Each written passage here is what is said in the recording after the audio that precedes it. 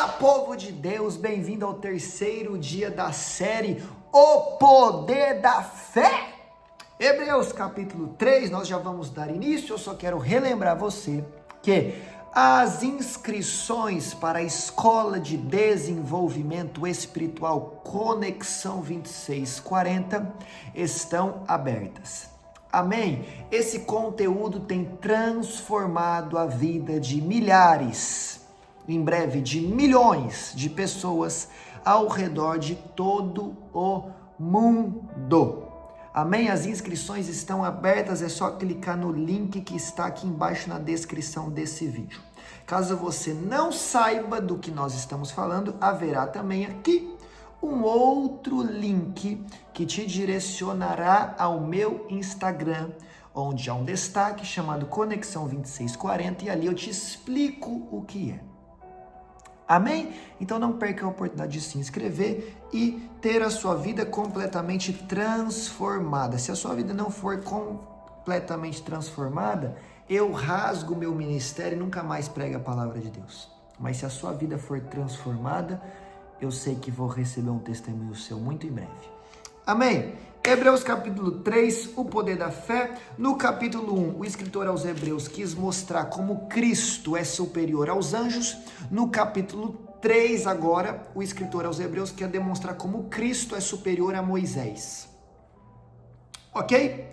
Pelo que, santos irmãos, participantes da vocação celestial, fixai a sua mente em Jesus, o apóstolo e sumo sacerdote da nossa confissão. Fixem a sua mente em Cristo. Hebreus capítulo 3, versículo 1.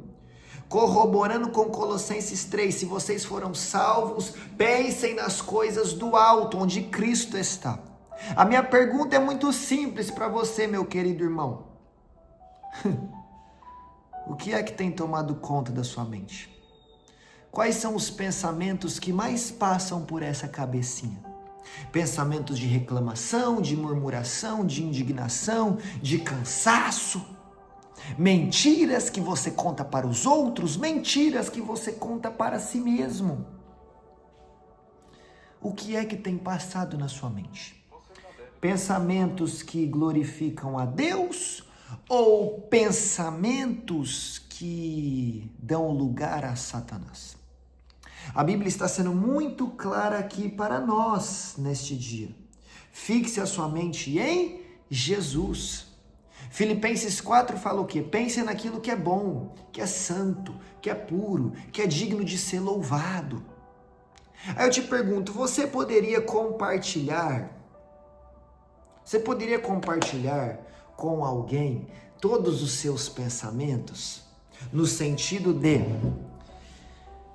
não passar vergonha, não envergonhar o nome de Jesus? Se todos os seus pensamentos fossem expostos, Jesus seria envergonhado? Se Jesus seria envergonhado, você precisa mudar os seus pensamentos. Agora, se Jesus seria glorificado, parabéns, a sua mente está fixada em Cristo. A Bíblia diz que nós temos a mente de Cristo. O que você acha que passa pela mente de Cristo? Coisas boas ou coisas ruins? Coisas boas. Então, se nós temos a mente de Cristo, o que tem que passar pela nossa mente? Coisas boas. Porque pensamento gera sentimento. Sentimento gera ação. Ação é o que define a sua vida. Então, tudo o que acontece na sua vida, na verdade, nasceu no seu pensamento. Na sua mentalidade. Talvez você não percebeu isso até hoje. Mas tudo começou aqui, ó, na cachola. Então, enquanto você não mudar a sua forma de pensar, a sua vida não muda. Ok? Quem me conhece sabe que eu falo muito isso. Mas tem gente que praticamente tem que abrir a cabeça da pessoa para fazer ela mudar, né? Só que aí é só com o Espírito Santo mesmo. E graças a Deus, porque Ele é poderoso para fazer isso. Mas no que depende de você, esteja disposto a mudar de vida. Tá bom? Existe uma historinha de um homem que fez muita maldade. Ele matou, ele roubou, ele fez muita maldade. E num determinado momento da vida, ele queria desistir de toda a sua existência. Ele queria fazer uma bobagem com ele mesmo. Mas antes de fazer isso, ele procurou um sábio. E ele falou: sábio, Eu não aguento mais viver. Eu não aguento mais porque eu fiz muita besteira e já não tem solução para mim. E ele ficou insistindo, já não tem solução para mim, já não tem solução para mim, já não tem solução para mim. Ainda que eu tente com todas as minhas forças, já não tem solução para mim. Aquele sábio olhou para ele por alguns segundos e disse: eu estou com sede. Por acaso tem algum lugar aqui onde eu possa beber água? Eles estavam no deserto. Aquele homem mau olha para ele e fala: sim, tem um poço aqui perto, mas não tem balde, só tem uma corda. Eu teria que te amarrar, fazer você descer no fundo do poço e depois te trazer de volta. E o sábio falou: tá bem, vamos lá.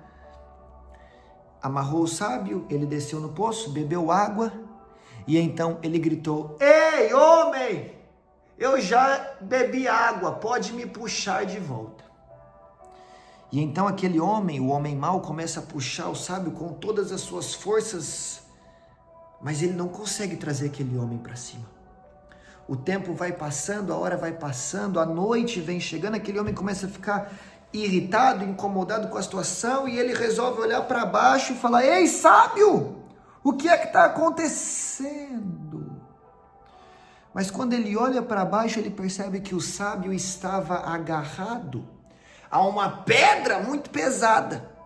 E é por isso que aquele homem, por mais força que fizesse, não conseguia levar o homem para fora do poço.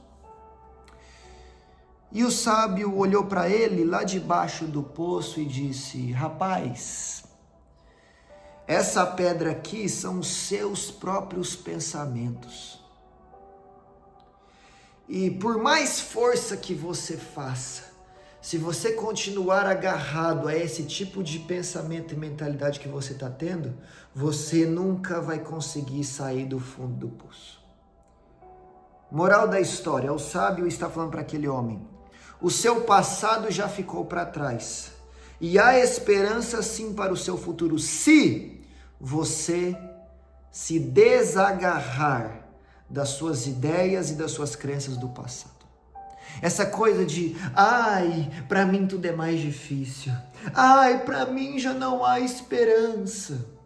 Enquanto você continuar pensando assim: ai, eu não sei nada. Ai, quem sou eu? Você não vai sair do fundo do poço. Não há esperança para você, então por que você está vivo? Por que Deus ainda não tirou a tua vida? Por que Deus ainda não te recolheu? Por que você está na terra? Por que você está tendo todo dia 24 horas por dia para mudar a sua história se não há mais esperança para você? Quem falou que você é coitadinho se você carrega a presença de Deus? Você carrega a presença do Deus Todo-Poderoso e é um coitado? E não é ninguém? Tem gente que está fazendo força para sair do poço, mas está agarrado a ideias antigas. Fixai a sua mente em Cristo, Hebreus 3:1, para que realmente você possa sair do fundo do poço e viver a vida que Deus realmente tem para você. Amém? Está comigo aqui? Jesus, 9 minutos e eu estou no versículo 1. Versículo 3. Jesus é tido por maior glória, é digno de maior glória do que Moisés, assim como o construtor de uma casa tem honra maior do que a casa que ele edificou. Então calma aí. O escritor está comparando Jesus com Moisés, o construtor de uma casa com a casa. Quem é maior? Jesus. Quem é menor? Moisés. Quem é maior? A pessoa que projetou a casa. Quem é menor? A casa em si. O projetista, o construtor, ele é maior do que a construção, o projeto. Ok? Agora, ele está comparando Jesus a um construtor e Moisés à própria casa. Por quê? Porque quem construiu Moisés, quem deu vida a Moisés, porque casa simboliza a vida. Lembra do que Jesus falou? O homem que constrói a sua casa sobre a rocha é sábio. Vem a tempestade, vem o vento, a casa não cai. Jesus não está falando de casa, Jesus está falando da vida de alguém. Então, casa muitas vezes na Bíblia simboliza a vida. Moisés aqui é um espírito, é um homem que possui um espírito dentro dele, que tem vida. A Bíblia diz que Jesus é o que dá a vida, é o Espírito vivificante. Ou seja, em outras palavras, para simplificar, Moisés só existe porque Jesus deu vida para Moisés. Porque Jesus construiu uma vida para Moisés. Eu vou profetizar para ver se você entende. Jesus é o construtor da sua vida. E não há construção que ele comece e não conclua, e não há construção que ele comece e não dê certo. Os homens podem construir a Torre de Babel e dar errado. Os impérios humanos, por maiores que sejam, eles chegam ao fim. O Império Romano chegou ao fim, o Império Bizantino chegou ao fim, o Império da Mesopotâmia chegou ao fim, o Império da Grécia Antiga chegou ao fim, o reinado de Hitler chegou ao fim, Napoleão Bonaparte chegou ao fim.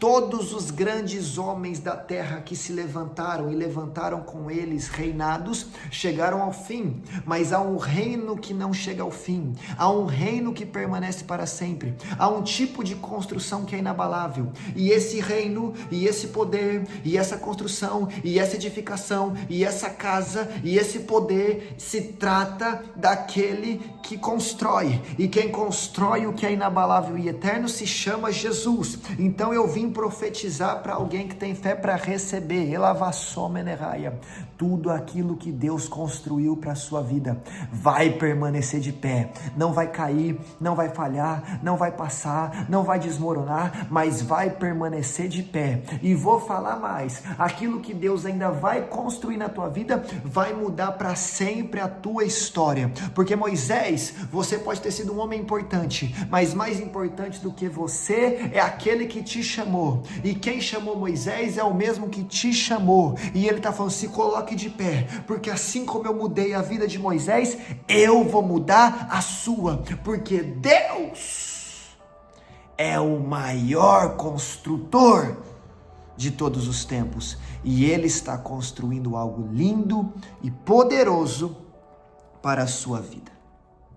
E o que eu tenho que fazer, Vitor? Versículo 7, assim como diz o Espírito Santo, se hoje ouvirdes a voz de Deus, não endureçais o vosso coração. O que você tem que fazer? Na verdade é o que você não tem que fazer, endurecer o seu coração. Você precisa obedecer a palavra de Deus, você precisa se render à vontade de Deus, você precisa se lançar aos pés de Deus.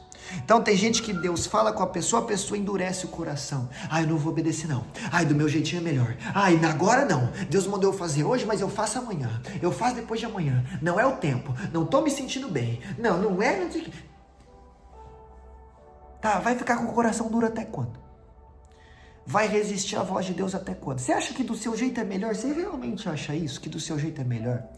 Você realmente acha que você, ser humano limitado, que já falhou dezenas de vezes, sabe mais do que o Deus, Criador dos céus e da terra? Você acha isso? Se você acha isso, parabéns. Você é uma pessoa muito prepotente. Você é uma pessoa muito arrogante. Você é uma pessoa muito soberba. E você precisa se arrepender rapidamente. Ou você é uma pessoa incrédula e não conhece nada de Deus. Então, o plano e a vontade de Deus é sempre melhor. Então, o que eu tenho que fazer para viver esse plano e essa vontade? Não endurecer o meu coração. Ok? Versículo 12. Vede, irmãos, que nunca haja em qualquer um de vocês um coração perverso e incrédulo, que vos afaste da presença do Deus vivo. Então, quem tem um coração perverso, mau e incrédulo, vive longe de Deus. Você conhece alguém que é mau? Essa pessoa não tem a presença de Deus. Você conhece alguém que faz maldade para os outros de graça? é porque não tem a presença de Deus. Você conhece alguém que está vivendo na incredulidade? Não está carregando a presença de Deus. Nossa, Vitor, que palavra dura. Meu irmão, é a Bíblia. E outra coisa, versículo 13. Antes, exortai-vos uns aos outros todos os dias. Aí você fala, o Vitor é muito duro nas palavras dele. A Bíblia está falando para a gente se exortar. Como você está me ouvindo, eu tenho que te exortar. No dia que eu for te ouvir, você me exorta. Agora, tem gente que acha ruim, que fala que eu sou muito duro nas palavras. Mas a nossa missão é exortar uns aos outros, para que a gente possa crescer. Exortai-vos uns aos outros todos os dias, durante o tempo que se chama hoje, vírgula. Para quê? Por que eu te exorto? Nenhum de vós se endureça pelo engano do pecado. Então nós exortamos uns aos outros para que não caiamos, se é assim que se fala, no engano do pecado. Eu tenho que ser um pouco duro às vezes para você não viver no pecado.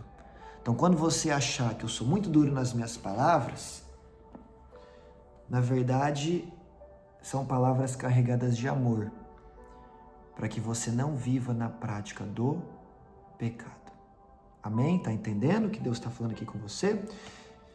Então não seja perverso, não seja incrédulo. Por quê? Versículo 19. E vemos que não puderam entrar por causa da incredulidade. Não puderam entrar onde? Quem não pôde entrar? Pulei aqui um pouquinho os versículos, mas se você ler, você vai ver o contexto, que é o povo que foi liderado por Moisés.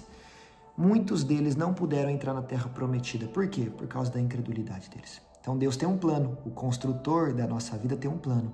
Por que muitas vezes não vivemos o plano? Porque endurecemos o nosso coração, fomos perversos e fomos incrédulos.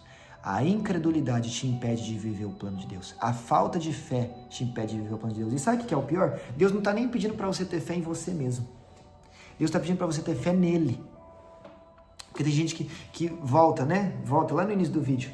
Pensamentos de crença limitante. Eu não sou ninguém. Eu não sei nada. Eu não sei o quê. E o pior de tudo é que não é nem fé em você que Deus está pedindo para você ter. É fé nele. É fé no construtor. Ficou mais fácil ainda. Nem depende mais de você. Depende dele. Você só tem que se lançar. Mas nem isso algumas pessoas conseguem fazer. Por quê? Porque são incrédulas. Não têm fé. Mateus 13:58. Jesus não pôde fazer muitos milagres em Nazaré porque o povo era incrédulo.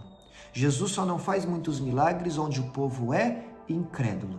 Então, se você não tem vivido grandes coisas da parte de Deus na sua vida, é porque talvez você está sendo incrédulo ou perverso. Analise a sua vida e seja sincero com você mesmo e pontue onde você tem errado. E mude de vida, para que você possa viver tudo aquilo que o construtor do universo já preparou para você. Amém? Um beijo no coração, que Deus te abençoe. Te espero aqui amanhã, no dia 4.